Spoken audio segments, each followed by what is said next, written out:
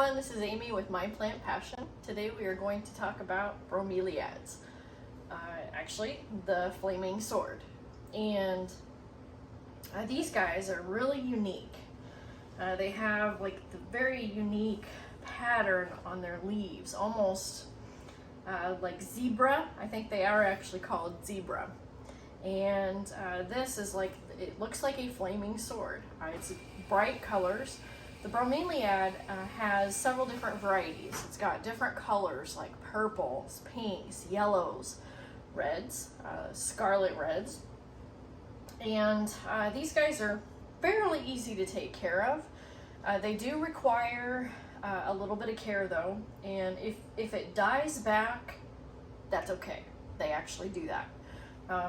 After these are done flowering, what's going to happen is it's going to start dying back, and it's going to start putting on what is called pups or offsets. And on some bromeliads, it'll put it on the sides. And what you can do, and what I recommend, is whenever you get ready to repot these guys, you're going to cut the offsets or the pups off of them and then repot them. And some of these will last. I've heard of some people on some of the bromeliads lasting years from the parent plant. Some die back. If one dies back or dies off, don't feel bad. It does happen. That's part of nature.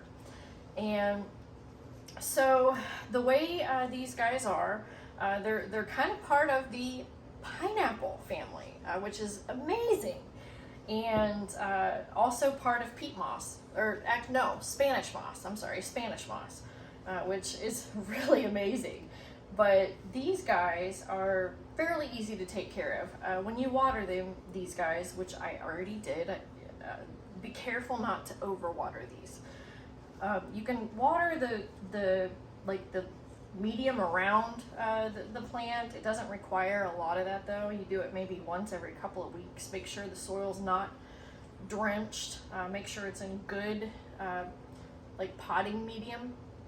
A lot of people will use orchid bark.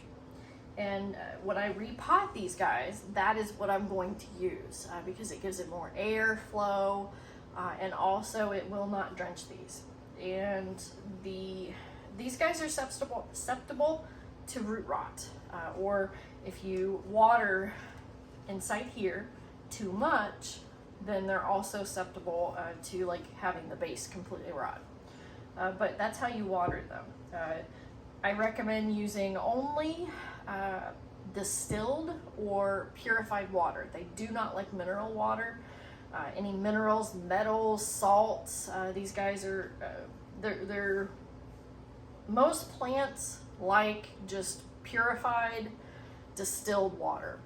That way you won't put too many minerals on them and you won't kill them. And they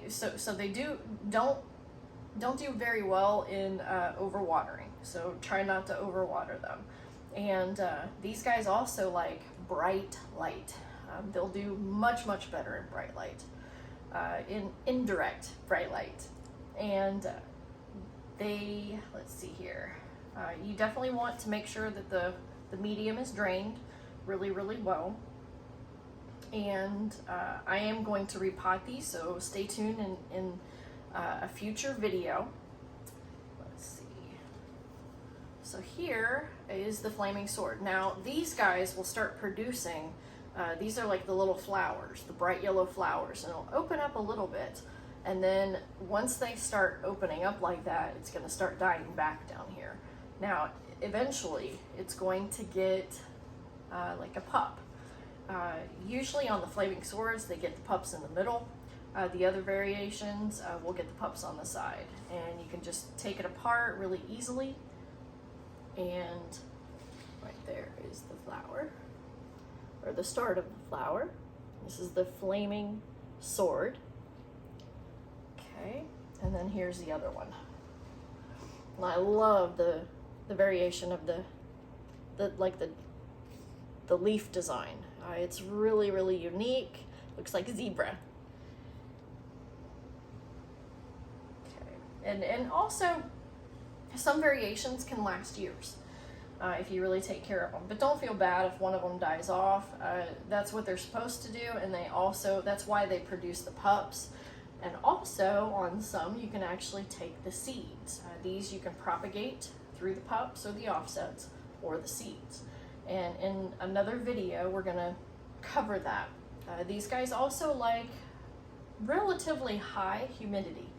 I would say around 60%. They don't like it real dry. And they also, let's see. Fertilizing.